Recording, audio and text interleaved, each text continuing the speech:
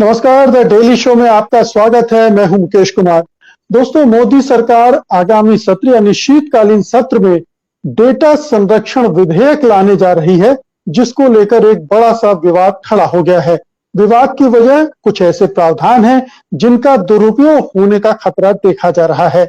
ये प्रावधान सरकार को व्यापक शक्तियां प्रदान करते हैं, जिनसे वो किसी व्यक्ति की सहमति के बिना भी उससे संबंधित जानकारियां प्राप्त कर सकती है। यानी सरकार की एजेंसियों के द्वारा इन शक्तियों का इस्तेमाल लोगों की जासूसी में भी किया जा सकता है। सफल साहब, अब सवाल सीधा सा आपसे है कि विपक्षी दल जो आलोचना कर रही हैं, जो विरोध कर रही हैं इन क्लॉजेस का, वो किस आधार पर है? कुछ आधार तो सिंह साहब ने एक्सप्लेन कर दिए, कुछ विराट जी ने भी उनकी तरफ इशारा किया। आपकी पार्टी और अपोजिशन क्या सोच रही? देखिए, मैं अपनी बात को सिर्फ विरोध तक नहीं रखूंगा मुकेश जी। जी। ये बात सही है कि ये जो कानून आया है इसकी जरूरत थी, और सुप्रीम कोर्ट ने जब प्राइवेसी को मौलिक अधिकार माना तो उस जजमेंट के अंदर ये निर्देश दिया सरकार को कि आप data protection, personal data protection कानून बनाइए, और ये आदेश प्राइवेसी के मौलिक अधिकार की सुरक्षा करने के लिए दिया। और ये कानून बनाते हुए सरकार ने बाकी चीजें ठीक करते हुए ये जो तीन चीजें जिसका बात एनके सिंह जी ने जिक्र किया, सेक्शन 35, सेक्शन 36A और सेक्शन 12, इन तीन के अंदर सरकार को पूरी तरह से पावर दे दी है, जिसको मैं रिपीट नहीं कर रहा हूं कि वो पावर सरकार को, सरकार की एजेंसीज को, स्टेट को और प्राइवेट लोगों को दे दी है कि वो इस कानून के प्रावधान से मुक्त हो सके। अब कोई भी भारत के अंदर जो कानून बनता है मुकेश जी, अगर वो मौलिक अधिकारों से संबंधित है तो उसमें ब्लैंकेट छूट नहीं दी जा सकती है। तो ये जो कानून की तीन धाराएं हैं, ये तो जब सुप्रीम कोर्ट में अगर लोग जाएंगे कानून बनने के बाद, तो इसको भी अल्ट्रा वायर्स होने की गुंजाइश है कि ये संविधान के अनुरूप नहीं है। इसलिए ये तीन धाराएं को स्ट्राइक डाउन करने का आधार बहुत स्ट्रांग है कोर्ट के अंदर भी, क्योंकि आप देखिए जितने भी मौलिक अधिकार है भारत में, उनमें रीजनेबल रिस्ट्रिक्शन तो लगाने की बात होती है, लेकिन ब्लैंकेट छूट देने की बात नहीं होती है। विराग जी ने कहा कि बैड लॉ, कुछ लॉ बैड होते हैं, कुछ लॉ का इंप्लीमेंटेशन बैड होता है। यहाँ पे ये तीन धाराएं, मैं पूरे लॉ की बात नहीं कर रहा हूं, यहाँ पे थोड़ा सा जनता को बताने में दिक्कत इसलिए होती है क्योंकि मोटे तौर पे ये लॉ चाहिए, लेकिन इस लॉ के अंदर तीन धाराएं ये गलत हैं, जो बैड इन लॉ हैं, जो कि आपके पूरे मौलिक अधिकार को कुचल के रखती हैं। जिस मौलिक अधिकार की डेफिनेशन सुप्रीम कोर्ट ने 2017 में दी है, और जिसको बचाने के लिए, जिस मौलिक अधिकार को बचाने के लिए उन्होंने निर्देश दिया था कि आप इस कानून को लेकर आए। और ये कानून अभी, क्योंकि इनके सिंह जी ने बार बार बोला कि हम प्राइवेट लोगों को ऊपर शक नहीं करते, हम सरकार के ऊपर शक क्यों करते हैं? नहीं, प्राइवेट लोगों पे भी शक करते हैं, और उसका रीजन है क्योंकि बार बार मैं जब भी बात करता हूं लोगों से, तो एक एक लोग कहते हैं अगर कुछ छुपाने को नहीं है तो डरना क्यों है, फिर प्राइवेसी क्यों चाहिए? अगर आपके पास आपका जीवन खुली किताब है, आपने कुछ गलत नहीं किया, तो आपको डर क्यों है? लोग ये नहीं समझते हैं कि अब हम डिजिटल युग में हैं। आज हमारा मोबाइल फोन हमारा बैंक है। अगर मोदी जी की बात में करूं, बैंक ब्रांच हम जेब में लेके चलते हैं, और उसमें जो आइडेंटिटी थेफ्ट बोलते हैं कि आपके नाम की सारी जानकारी लेकर कोई भी बंदा जो फ्रॉड है वो आपका पैसा ले सकता है। 2020 के अंदर, और ये लोगों को शायद अंदाजा नहीं है, 2020 के अंदर पूरी दुनिया में जो फ्रॉड हुआ है, आइडेंटिटी फ्रॉड, वो $56 बिलियन का है। $56 बिलियन, यानी 4,20,000 करोड़ अगर हम भारतीय मुद्रा की बात करें। तो अगर आपके पास डेटा प्रोटेक्शन स्ट्रांग नहीं होगा, तो ये प्राइवेट कंपनीज जो डेटा आपका आज बेच देती हैं मार्केट में, वो आपके जो आर्थिक सुरक्षा है उसमें सेंध लगा पाती है। अगर मैं बात करूं कॉमर्स की, कि दो लोग हैं, मैं और आप एक ही टेंडर भर रहे हैं, और मैंने डेटा चोरी करके मेरे पास आ गया, तो मेरे को तो टेंडर में सारी मदद मिल गई, आपका टेंडर कभी पास ही नहीं हो सकता है। अगर दो लोग कंपीट कर रहे हैं तो जिसके पास डेटा आ गया उसको सारी जानकारी मिल गई है। अगर कोई जर्नलिस्ट है, अगर उसके सारे सोर्स ट्रैक हो गए, उसको कहां से जानकारी मिल रही है, तो कोई जर्नलिस्ट काम नहीं कर सकता है। अगर मेरे घर में कोई बीमार है और मेरा मेडिकल डेटा अगर चोरी होता है और जाता है, तो इंश्योरेंस कंपनी के पास है, तो इंश्योरेंस कंपनी तो उस बीमारी के लिए मेरे को इंश्योरेंस कवर ही नहीं देगी आने वाले समय में। वो कहेगी आप इसके लिए या तो ज्यादा प्रीमियम भरिए या आप एलिजिबल नहीं है। तो डेटा का जो मामला है वो केवल इससे नहीं जुड़ा कि मैंने कुछ गलत किया या नहीं किया, बल्कि डेटा हमारे जीवन के हर पहलू को अब गवर्न कर रहा है, और उसके लिए ये बिल जरूरी था। ये लेट आ रहा है, 2 साल इस बिल को सिलेक्ट कमेटी ने स्टडी किया है, 2 साल ज्वाइंट कमेटी ने, सॉरी। जबकि और इस बिल का महत्व क्या है, जब पेगासस का मुद्दा उठा पिछले सेशन के अंदर, तो सरकार पे जब अटैक हुआ कि आप ये बिल क्यों नहीं लाए अभी तक, तो मीनाक्षी लेखी जो इसकी अध्यक्षा थी उस समय, उसी वक्त मंत्री बनी थी, उन्होंने कहा मैंने जमा कर दिया स्पीकर को जाके, और पूरे पब्लिक ने प्रेस कॉन्फ्रेंस चलाई गई, हर चैनल ने चलाया। तो सरकार ने खुद को बचाने के लिए क्या बोला कि हमने तो रिपोर्ट जमा कर दी, स्पीकर के पास है, जो कि झूठ था। रिपोर्ट कल जमा हुई है, ठीक है, पर यह झूठ क्यों बोलना पड़ा सरकार को? क्योंकि सरकार को पता था कि अगर यह बिल होता तो पेगासस में उसके हाथ बनते हैं, अगर यह बिल होता है तो लोगों की सुरक्षा, उनके पैसे की, उनके दैनिक जीवन की, उनके मेडिकल हिस्ट्री की, हर चीज की सुरक्षा होती है। लेकिन नहीं, ये लेकिन अभी आपने एक चीज कही कि इससे पेगासस में हाथ बनता है। कैसे बनता है हाथ? पेगासस देखिए, तो आज की बाहर से तारीख, सॉफ्टवेयर खरीदा, उन्होंने इस्तेमाल किया। यही मैं कह रहा हूं, पेगासस गवर्नमेंट ने इस्तेमाल किया, आज गवर्नमेंट मान तो नहीं रही है उसने इस्तेमाल किया। पहली बात, अगर डेटा प्रोटेक्शन बिल इस स्वरूप में, जिस स्वरूप में नहीं है उसमें नहीं, अगर सही स्वरूप में हो, जैसा कि बाकी मौलिक अधिकारों पे सरकार को केवल कुछ ही छूट है, कुछ ही केसेस में उन मौलिक अधिकारों को वो साइड में करके, जिसको हम रीजनेबल रिस्ट्रेंट की बात करते हैं, उसकी बात करते हैं, अगर वो इस बिल के अंदर होता तो सरकार पेगासस को इस्तेमाल नहीं कर सकती। तो करती तो कानूनन गुनहगार मानी जाती, कानूनन। उसके लिए मौलिक अधिकार को अगर कोई सरकार कुचलती है तो उसके लिए बड़े स्पष्ट प्रावधान संविधान के अंदर भी है, और सुप्रीम कोर्ट के पास भी इसके लिए स्पष्ट प्रावधान है कि उस सरकार का क्या करना चाहिए। वो सरकार रह नहीं सकती है, उस सरकार को जाना होगा। जो सरकार मौलिक अधिकार को कुचलेगी उसको जाना होगा। तो सरकार ने इस बिल के माध्यम से क्या किया है, बाकी चीजों को प्लग किया है जो प्राइवेट सेक्टर है, लेकिन खुद को बचाने के लिए सारे अधिकार ले लिए कि कल वो पेगासस जैसी चीज भी डाले तो उसको कोई कुछ ना कह पाए, क्योंकि वो कहेंगे राष्ट्रीय सुरक्षा के लिए है, वो कहेंगे कि इसको सर्वेलेंस के लिए कर रहे हैं, हम पब्लिक इंटरेस्ट के लिए कर रहे हैं। तो ये जो छूट सरकार ने दी है, ये छूट तो चूंकि मौलिक अधिकार है, ये छूट सस्टेनेबल ही नहीं है। और भले ही सरकार अपने बहुमत के दम पे, जैसे उसने कृषि कानून पास करा लिए थे, जैसे उसने सीए पास करा लिया था, भले ही इस बिल को पास करवा ले, ये बिल कोर्ट में पक्का जाएगा। इस बिल को लेकर लोग सुप्रीम कोर्ट में जाएंगे, इसकी 3 प्रावधानों को लेकर। बाकी प्रावधान जो है उसके बारे में, वो सही बिल है, वो प्रावधान लेट आ रहे हैं, वो प्रावधान आने चाहिए थे, इससे पहले आने चाहिए थे। लेकिन चूंकि इतना कॉम्प्लिकेटेड फील्ड है, तो इसमें भी मैं सरकार के ऊपर इस मामले में उंगली नहीं उठाऊंगा। ये बिल आया, लेकिन इस बिल के 3 प्रावधान वो गलत हैं, उन 3 प्रावधानों को बदलना ही होगा। जी विराट जी, ये जो जी पहले आप बोल लें। नहीं, आप पूछ लें, फिर मैं बोलूंगा एक साथ। नहीं, आप बोल लीजिए, फिर मैं सवाल कर लूंगा, कोई दिक्कत नहीं, मैं थोड़ा सप्पल साहब से और एनके सिंह साहब दोनों की बातों को सप्लीमेंट करता हूं कि पहले नंबर पर मैं बताऊं कि जो दिसंबर 2018 का जो नोटिफिकेशन थी गृह मंत्रालय की, जितनी मुझे याददाश्त है, वो 10 एजेंसी केंद्र सरकार की थी, राज्यों की पुलिस नहीं थी उसमें।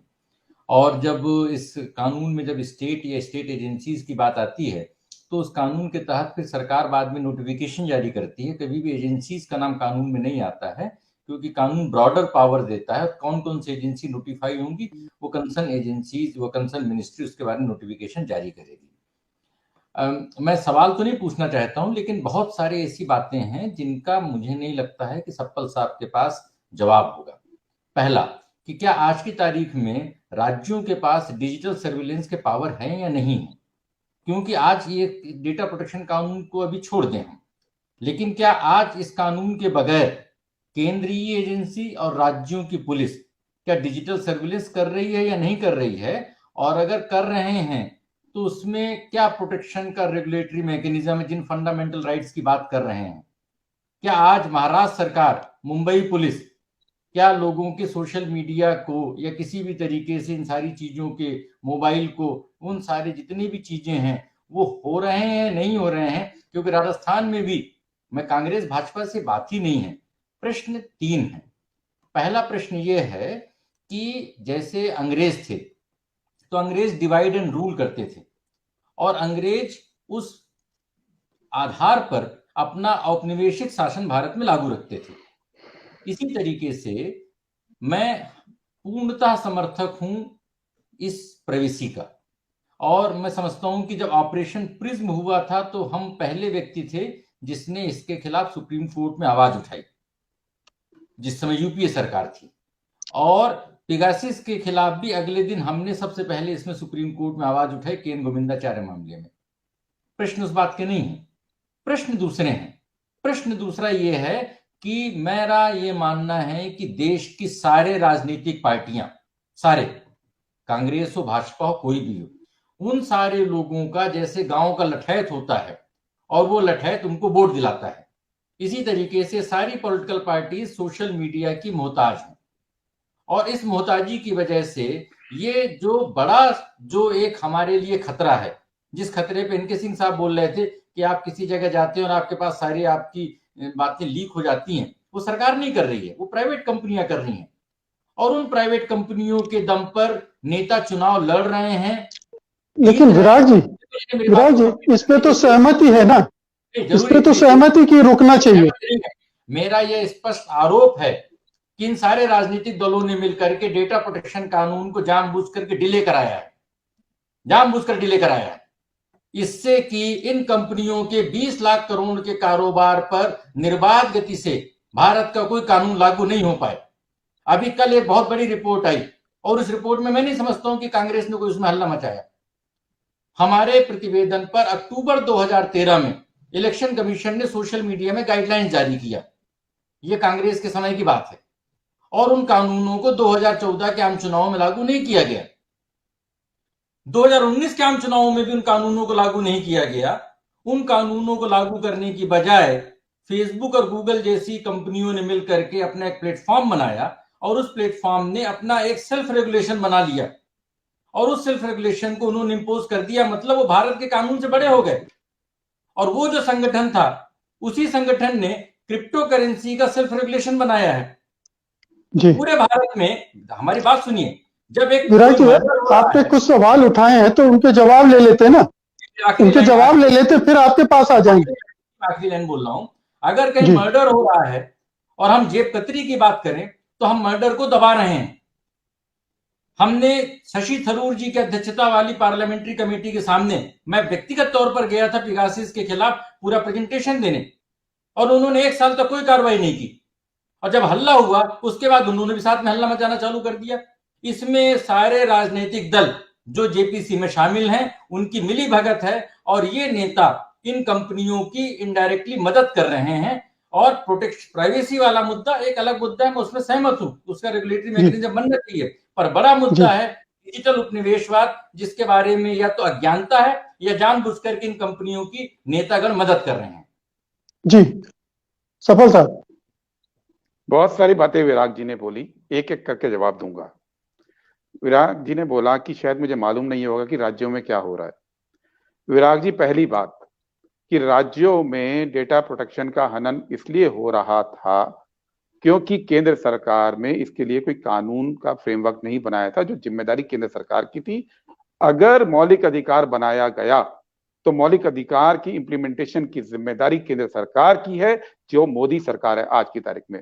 लेकिन मैं पूरी दूसरी बात सिर्फ फोन सुनने की नहीं है, बात सिर्फ ये नहीं है। आपको मैं तेलंगाना का बताता हूं, तेलंगाना में क्या हो रहा है।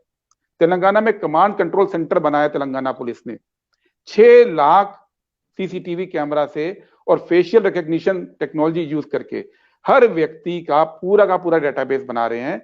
और उस पूरे डेटाबेस में आपके जीवन के हर पहलू पे तेलंगाना पुलिस की, हैदराबाद पुलिस की नजर रहेगी। इस बात का विरोध कांग्रेस ने ही किया है, किसी और ने नहीं किया। सबसे पहले खुद मैंने अलग अलग चैनल्स पे इस बात का विरोध किया था।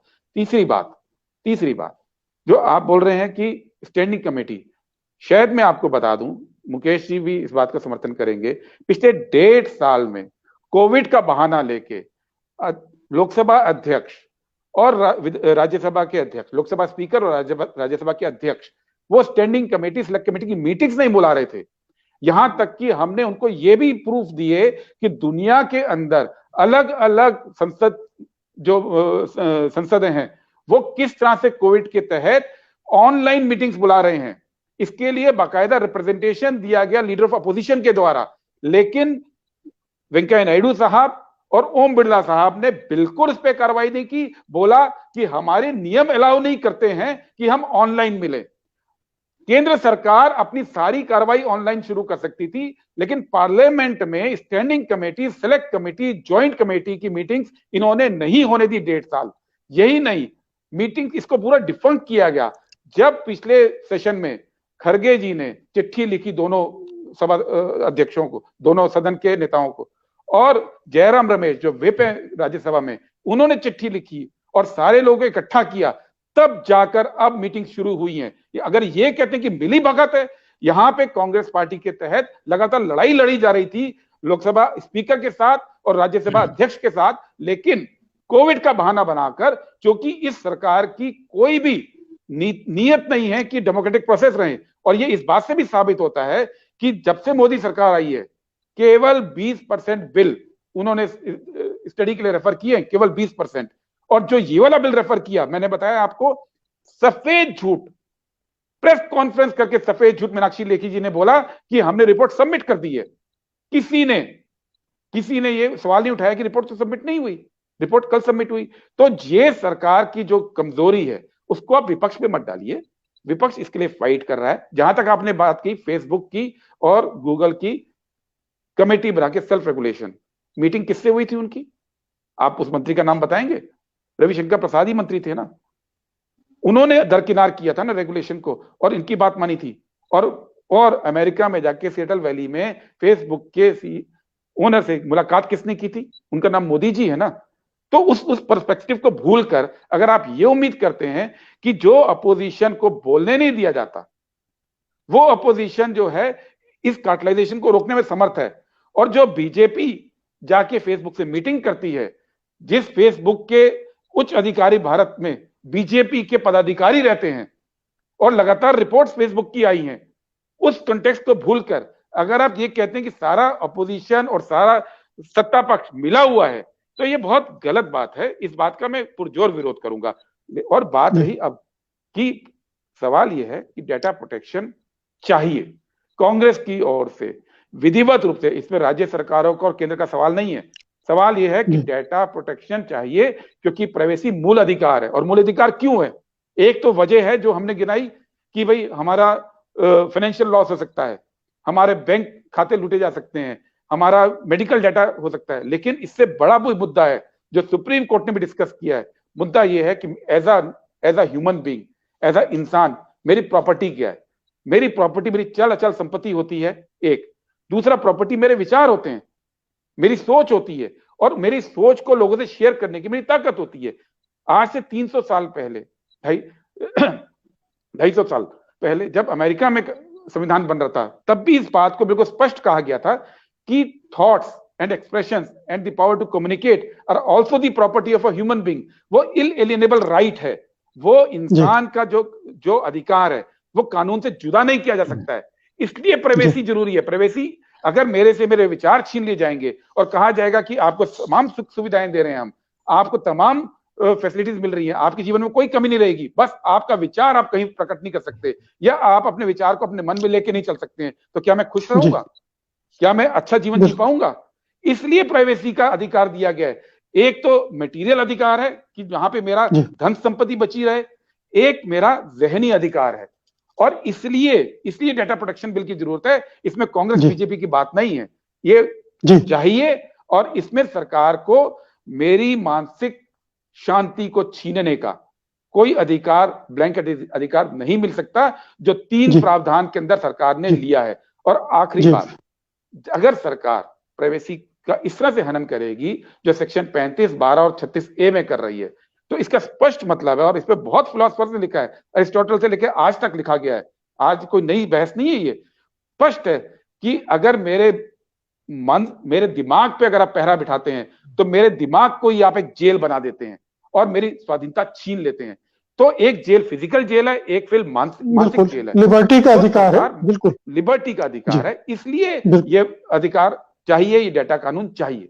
जी विराट जी, एक 3 बातों का एक लाइन में रिबटल, एक लाइन में। पहला, मैं सप्पल साहब से मैं असहमत हूं कि फंडामेंटल राइट मतलब केंद्र सरकार नहीं, फंडामेंटल नहीं, इससे तो मैं भी नहीं, असहमत मैंने ये हूँ। नहीं केंद्र बोला, और मैंने राज्य ये दोनों बोला, की जिम्मेदारी। नहीं, नहीं, मैंने कहा कि फंडामेंटल राइट पे कानून बनाने की जिम्मेदारी, फंडामेंटल राइट पे कानून बनाने की जिम्मेदारी किसकी है? नहीं हूँ।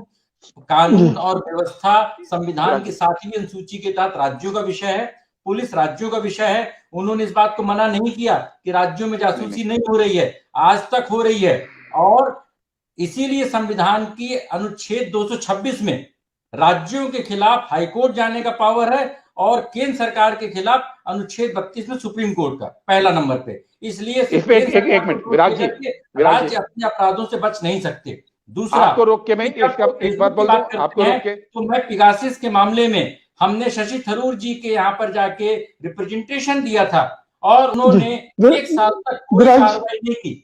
और तीसरे विराज जी, नंबर पर दिल्ली में आगे बढ़ते हैं। की बात कर रहे हैं, नहीं, एक दिल्ली मिनट, में इस पे लाखों कैमरे लगे, ना ही भाजपा ने विरोध किया ना कांग्रेस ने विरोध किया, क्योंकि हर राज्य हर सरकार अपने लेवल पे डाटा की डकैती करने में लिप्त है, इसलिए दूसरे की डकैती पर वो कोई उंगली नहीं उठाते।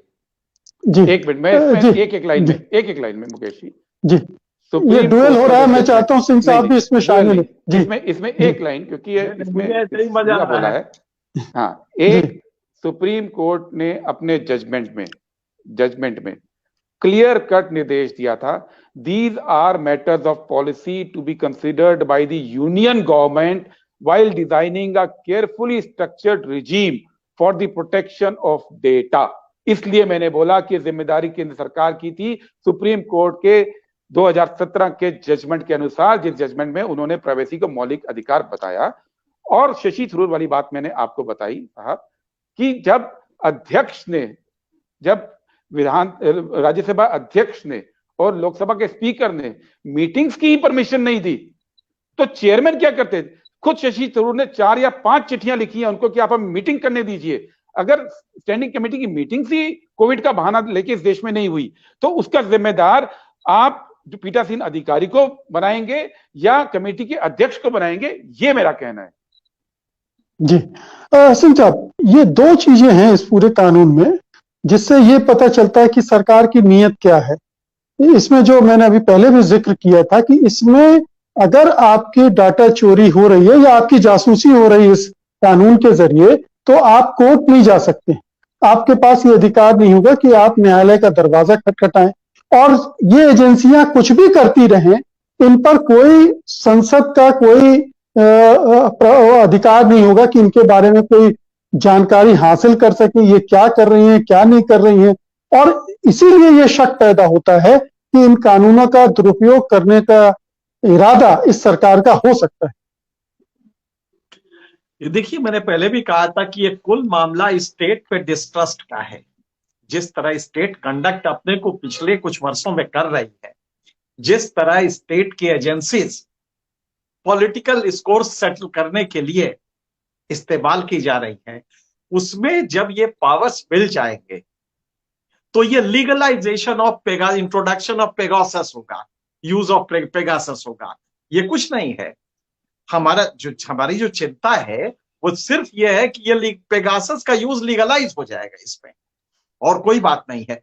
दूसरा ये है, विराग जी, आमतौर पे हम आप लगभग एक ही उसमें हैं और हम तो आपसे जानकारी ही लेते रहते हैं। 4 एजेंसी जो हमने कहा है, मुझे अब भी याद आता है कि सुप्रीम कोर्ट में एक लिस्ट गई थी और एक आरटीआई में आई थी जिसमें यूनियन गवर्नमेंट ने कहा था 14 एजेंसीज बताई थी, जिसमें 4 स्टेट गवर्नमेंट्स की थी, 1 महाराष्ट्र की थी। अगर मेरी याददाश्त गड़बड़ नहीं तो महाराष्ट्र तो हम कंफर्म है। इसके अलावा खैर ये बड़ा मुद्दा नहीं है।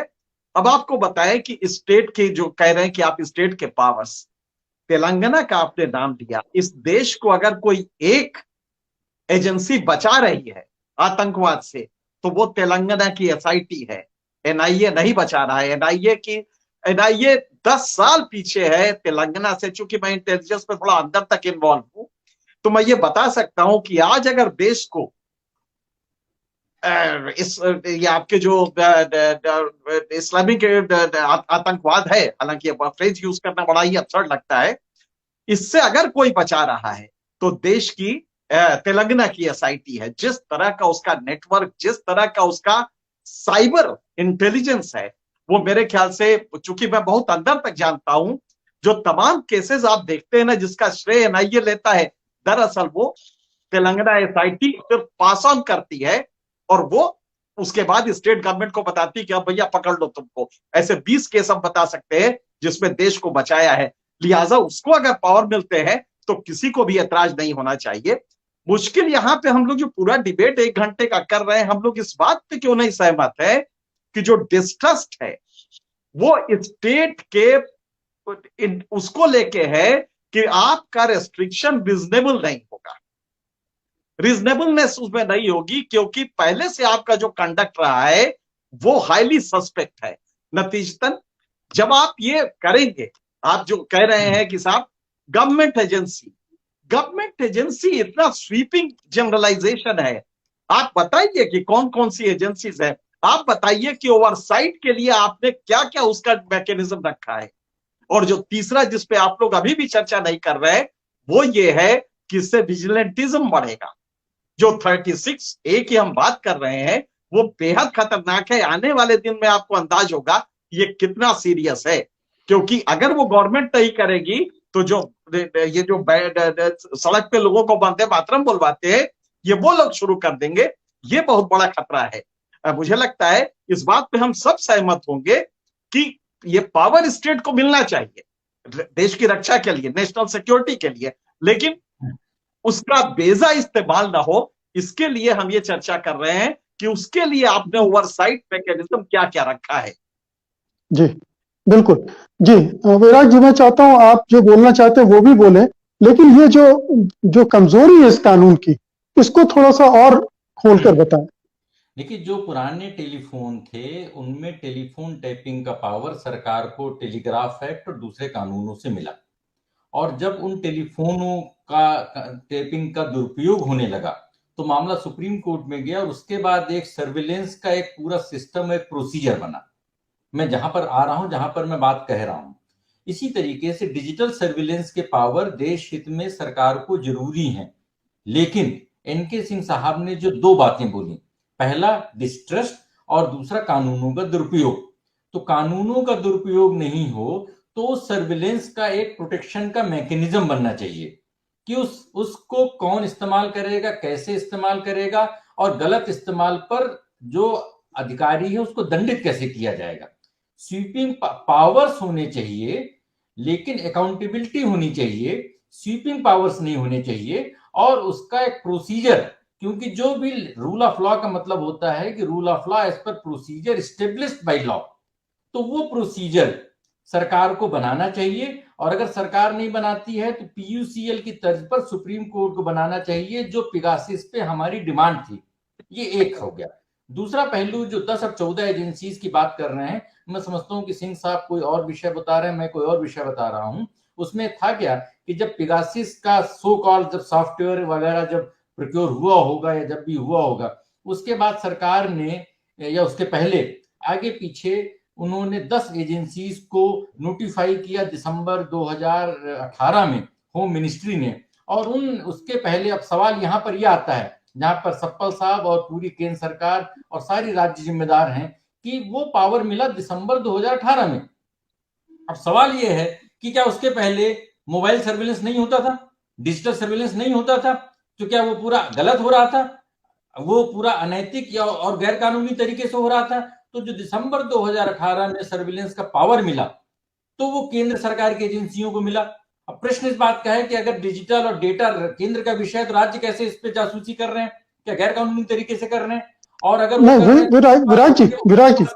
विराट जी दुरुपयोग तो कर रहे हैं, राज्य भी कर रहे हैं, केंद्र सरकार भी कर रही है, पहले की सरकार भी करती रही है। अब जी, उसका प्रोटेक्शन का जो मैकेनिज्म बनेगा, केंद्र राज्य हर जगह पे रहेगा। और मैं इन तीनों जो सेक्शंस का उनका विरोध करता हूं। तीसरा जो पहलू, डिस्ट्रस्ट वाली बात उन्होंने बोली, डिस्ट्रस्ट वाले पहलू को समझने के लिए हमको डॉक्टर अंबेडकर के उस भाषण को याद करना चाहिए हमेशा, वो चाहे कांग्रेस की सरकार हो चाहे भाजपा की सरकार हो, कि संविधान अच्छा और खराब नहीं होता है, संविधान चलाने वाले लोग अच्छे और खराब होते हैं। तो अगर पॉलिटिकल लीडरशिप के साथ या नेताओं के ऊपर डिस्ट्रस्ट हुआ है, इसका मतलब यह है कि कानून से ज्यादा कानून को चलाने वाले लोग गड़बड़ हैं। और ये जब तक थाने जो दारी चलेगी, जब तक कानूनों का अगर देखिए, एक मैं आपको छोटी सी बात बताता हूं। सन 2015 में सेक्शन 66A खत्म हो गया सुप्रीम कोर्ट के फैसले के बाद, और मैंने उस समय भी बोला था कि ये गलत फैसला है, क्योंकि सेक्शन 66A एक मिरर प्रोविजन था आईपीसी का, तो मूल प्रोविजन आईपीसी में बने रहे। उसके बाद लोगों को लगा कि नहीं, सोशल मीडिया में अब कोई भी एफआईआर नहीं हो पाएगी। उसके बाद अब सोशल मीडिया पोस्ट पर सेडिशन से लेके दुनिया भर की सारी चीजों में एफआईआर होने लगी, और एफआईआर कौन करता है? राज्यों की पुलिस करती है। तो 66 से चला गया, जिसको कि गलत माना जा रहा था, और खतरनाक चीजों में होने लगा। तो वो जो सरकारें होती हैं, जो अफसर होते हैं, जो पुलिस होती है, वो अपने रास्ते ढूंढ लेते हैं, और इसलिए उनके ऊपर कानूनी जवाबदेही का बंधन होना चाहिए, जैसा एनके सिंह साहब बोल रहे हैं। जी, सफल साहब। देखिए, विराग जी का सम्मान रहता है, क्योंकि बहुत सारी चीजें इस देश में, खासतौर से डिजिटल टेक्नोलॉजी से जुड़े इश्यूज पे काम उन्होंने जो किया, वो सब हम सब जानते हैं उसमें। और उसको जानते हुए मैं ये बात को बोलना चाह रहा हूँ, देखिए कि ये जो कानून बना, इसमें कोई दो राय नहीं है कि स्टेट को पावर्स चाहिए होती हैं। नेशनल सिक्योरिटी के उसमें स्टेट को पावर चाहिए होती है। हमारा डिफरेंस ऑफ ओपिनियन क्या है कि ये लॉ खराब क्यों है, कि जो पावर की जो प्रोसीजर है वो कानून में आपने नहीं बनाया, उसका अधिकार आपने सरकार को दे दिया कि सरकार बनाएगी कि प्रोसीजर क्या होगा, सरकार बनाएगी कि सेफगार्ड क्या होगा, और सरकार बनाएगी कि ओवरसाइट मैकेनिज्म क्या होगा। और सरकार बनाएगी का मतलब क्या होता है कि एग्जीक्यूटिव ऑर्डर से, शासनादेश से आप प्रिस्क्राइब कर सकते हैं एक प्रक्रिया, जबकि ये मौलिक अधिकार से जुड़ा मामला है, ये आम आदमी के मौलिक अधिकार से जुड़ा मामला है। तो इसमें जो ये प्रोसीजर पूरा होना चाहिए, ओवरसाइट का जो प्रोसीजर होना चाहिए, जो सेफ्टी का प्रोसीजर होना चाहिए, वो कानून का हिस्सा होना चाहिए। अगर आप दुनिया के कोई भी मुल्क देख लें जहां पे डेटा प्रोटेक्शन कानून बने हैं, वहां पे या तो वो स्पेसिफिक क्लॉज है कानून के अंदर, या फिर अलग से कानून बना है। वो सरकार के जियो के आधार पे, सरकार की गवर्नमेंट ऑर्डर के आधार पे उसको नहीं छोड़ा जा सकता है। इसलिए ये बात तो, अगर कानून अच्छा होता तो भी उसका दुरुपयोग हो सकता था। अंबेडकर जी ने जैसा बोला कि मैं बिल्कुल सहमत हूं, लेकिन यहां तक वो स्टेज नहीं आई है। ये कानून में गड़बड़ है। अगर सरकार इस कानून के अंदर अभी भी संसद के अंदर अमेंडमेंट लाकर ये प्रक्रिया को डिफाइन करेगी कि इस प्रक्रिया में अगर जो एग्जेम्पशंस चाहिए, उसके लिए ये एजेंसीज होंगी, ये प्रक्रिया होगी, ये अथॉरिटीज होंगी जो उसको होगी, ये ओवरसाइट मैकेनिज्म होगा, तो इसमें किसी को आपत्ति नहीं होगी। लेकिन उसको सरकार के तहत गवर्नमेंट ऑफिशियल्स के ऑर्डर पे, एग्जीक्यूटिव ऑर्डर जिसको हम बोलते हैं, उस पे नहीं छोड़ा जा सकता है, क्योंकि ये मेरे आपके देश के हर व्यक्ति के मौलिक अधिकार से जुड़ा मामला है। इस पे कानून के अंदर प्रावधान चाहिए, ये बात हो रही है। जी विराज। मुझे एक देखिए, ऐसा है कि बीएसएफ के पावर और कृषि कानून के ऊपर पश्चिम बंगाल, पंजाब विधानसभाओं में प्रस्ताव पारित किए गए। मैं एक रिक्वेस्ट करता हूं, let us and this debate in A positive note, कि इस बात से सभी लोग सहमत हैं ऑफ द रिकॉर्ड कि राज्यों की पुलिस डिजिटल सर्विलेंस कर रही है। मुझे नहीं मालूम है उसके लिए पावर है या पावर नहीं है, कानून है या नहीं है, गलत कर रहे हैं, सही कर रहे हैं। तो क्यों ना कांग्रेस की एक सरकार, राज्य सरकार, जो जिस सुरक्षा की बात कर रहे हैं, विधानसभा के माध्यम से वो सुरक्षात्मक प्रावधान बनाए। लेट इट बी द एक नेशनल रोल मॉडल बने कि डिजिटल सर्विलेंस का क्या प्रोसीजर होना चाहिए। इसके बारे में पंजाब कांग्रेस शासित या विपक्ष शासित कोई राज्य पहल करे, ममता बनर्जी करे इस बात की पहल कि पश्चिम बंगाल में अब डिजिटल सर्विलेंस के लिए प्रोसीजर एस्टेब्लिश बाय लॉ, विधानसभा में हम इसके लिए कानून बनाते हैं। उसके बेसिस पे क्या होता है, आलोचना सभी लोग कर रहे हैं, मैं फिर बात बोल रहा हूं, इस आलोचना में दो बड़ी बातें छूट, लेकिन जिम्मेदारी तो केंद्र सरकार की है ना, उसको हम कैसे बरी कर सकते हैं? मैं इस बात से मानने के लिए तैयार नहीं हूं। मैं बहुत ही टेक्निकल बात बोल रहा हूं, महत्वपूर्ण बात बोल रहा हूं। जो उन्होंने जिस सुप्रीम कोर्ट के फैसले का जिक्र किया और जिस पैराग्राफ को पढ़ा उन्होंने, मैं उसको समझता हूं, जानता हूं, मानता हूं। लेकिन साइबर जो है वो संविधान की 7वीं अनुसूची के तहत केंद्र सरकार के अंडर में आता है साइबर, और कानून और व्यवस्था राज्यों के अंडर में आती है। आप दोहरा गेम नहीं खेल सकते हैं। मुझे बताएं, अगर राज्यों के अंडर में डिजिटल पावर नहीं है, डेटा का पावर नहीं है, तो डिजिटल जासूसी कैसे कर रहे हैं? वो डिजिटल जासूसी कर रहे हैं कानून व्यवस्था के नाम पर। तो अगर जासूसी कर रहे हैं तो नियम कानून बनाए, अगर जासूसी नहीं कर रहे हैं तो बोल दे कि जासूसी नहीं कर रहे। जी सपल साहब। देखिए, विराग जी ने बड़े सलीके से गोल पोस्ट चेंज किया। क्यों किया?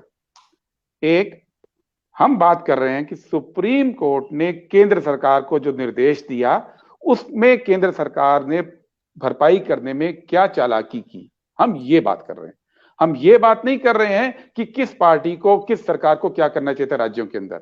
सवाल यह है कि निर्देश स्पष्ट है कि डेटा प्रोटेक्शन आप बिल बनाइए। सरकार बिल बनाया और उसके अंदर ये 3 प्रावधान ऐसे रखे जो मौलिक अधिकारों की डेफिनेशन के अगेंस्ट जाता है। बात ये। दूसरी बात, गोल पोस्ट इस तरह से भी शिफ्ट किया, हम डेटा प्रोटेक्शन की बात कर रहे हैं, हम सर्वेलेंस की बात नहीं कर रहे हैं। डेटा प्रोटेक्शन को सर्वेलेंस तक अगर आप सीमित करते हैं तो वो एक छोटा हिस्सा है। विराग जी, आप भी जानते हैं इस बात को। डेटा प्रोटेक्शन बहुत वास्ट स्पेस है। डेटा प्रोटेक्शन में अब अगर मेरे घर में डेंगू हुआ कुछ लोगों को, और उस डेंगू के अंदर क्या इलाज हुआ, कहां एडमिशन हुआ, क्या हुआ, उसके पहले उनको क्या बीमारी हुई, ये पुलिस के सर्वेलेंस से जुड़ा इशू नहीं है। ये मेरे मेडिकल रिकॉर्ड से जुड़ा इशू है, जो मेरी इंश्योरेंस कंपनी से जुड़ा इशू है, और जो कल कहीं और भी मिसयूज हो सकता है। तो ये जो कानून है, ये कानून एक इंश्योरेंस कंपनी LIC को मेरा डेटा देने की अनुमति देता है। ये सिर्फ सर्वेलेंस तक इसको सीमित मत कीजिए। ये डेटा प्रोटेक्शन के विभिन्न पहलुओं पे उन्होंने स्टेट के विभिन्न ऑर्गन्स, जिसके अंदर जैसे NK सिंह जी ने सही कहा कि उसमें यूनिवर्सिटीज भी आती हैं। आज मेरी यूनिवर्सिटी को, अगर मेरे पड़ोस में कोई बच्चा है, उसकी यूनिवर्सिटी को उसकी पूरी जानकारी लाइफ की अगर यूनिवर्सिटी को देते हैं, और यूनिवर्सिटी उसके अगर छात्र आंदोलन में जुड़े इशू पे एक्शन लेती है उस डेटा के दम पे, तो ये सर्वेलेंस का, पूरी सर्वेलेंस का इशू नहीं है। इशू जो है डेटा का समग्र इशू है।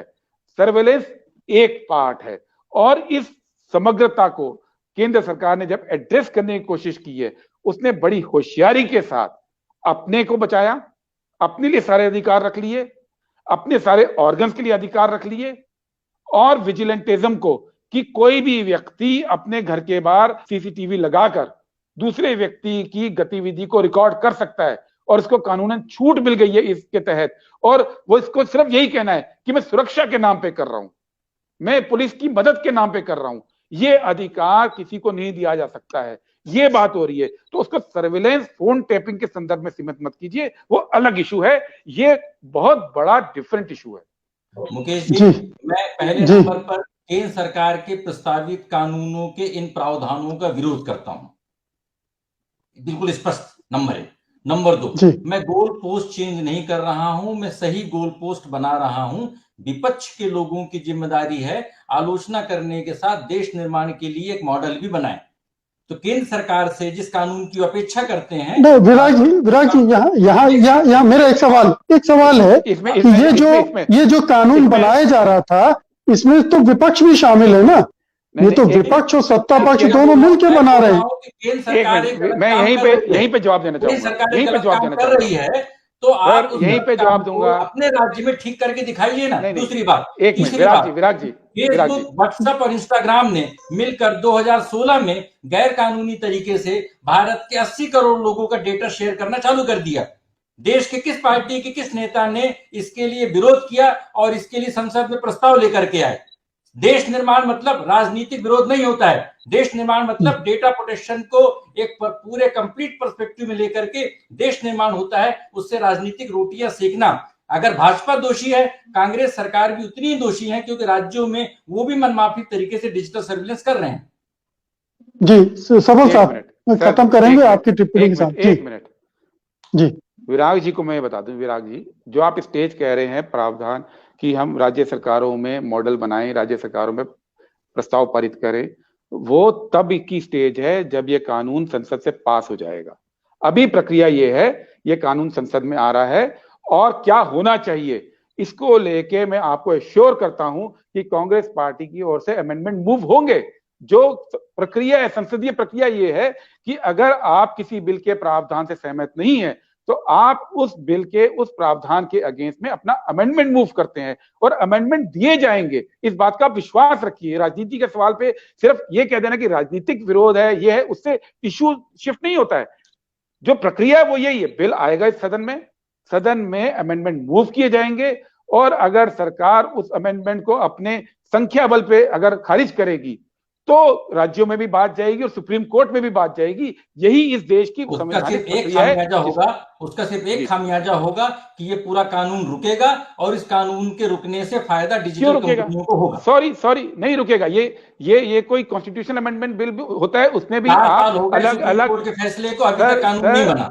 विराग जी किसी एक आर्टिकल को लेके अगर अमेंडमेंट आता है तो उसी वक्त उस अमेंडमेंट को पढ़ा जाता है, उस पर वोटिंग होती है, या तो एक्सेप्ट होता है या खारिज होता है, उससे कानून नहीं रुकता है। कानून की प्रक्रिया में कहीं नहीं है, वो तो सरकार की जिम्मेदारी है।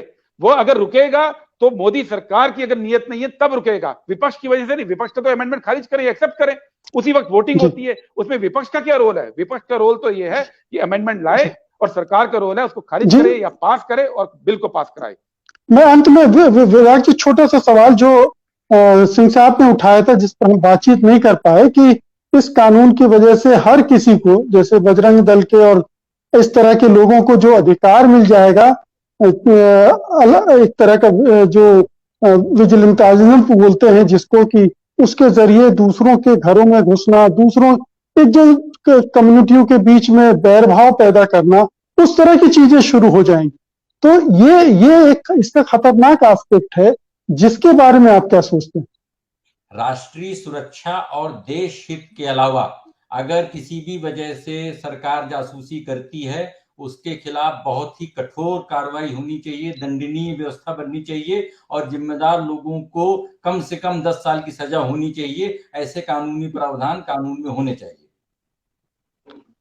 सफल साहब, आपने उंगली उठाई थी, संक्षेप में जी। संक्षेप में, क्योंकि विराग जी ने बोला कि कांग्रेस ने कभी भी इस इश्यू को नहीं उठाया। मैं याद दिला दूं, मैंने अभी सर्च किया, खुद राहुल गांधी ने 2018 मई में 25 मई को जब इस बारे में बोला तो बीजेपी ने बोला कि आप टेक्नोलॉजिकली चैलेंज्ड हैं, आपको नहीं पता।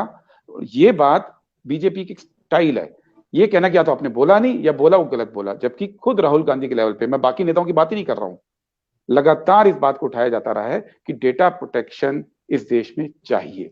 और आप चाहें तो उसको गूगल करके देख सकते हैं। Thank you. बहुत बहुत शुक्रिया आज की इस गर्मा गर्म चर्चा के लिए आप सभी का। हमें अफसोस है कि दो मेहमान पता नहीं किन कारणों से जुड़ नहीं पाए। विभूति नारायण जी ने भी वादा किया था और वेद प्रताप वैदिक जी ने भी वादा किया था, दोनों ही नहीं आ पाए, लेकिन फिर भी बहस जोरदार रही। आप सबका हमें समय काफी मिल गया उसकी वजह से। जी, आप लोगों को पर्याप्त समय मिला, अच्छा समय मिला और कुछ नई चीजें उभर कर आई। बहुत बहुत शुक्रिया आप सबका।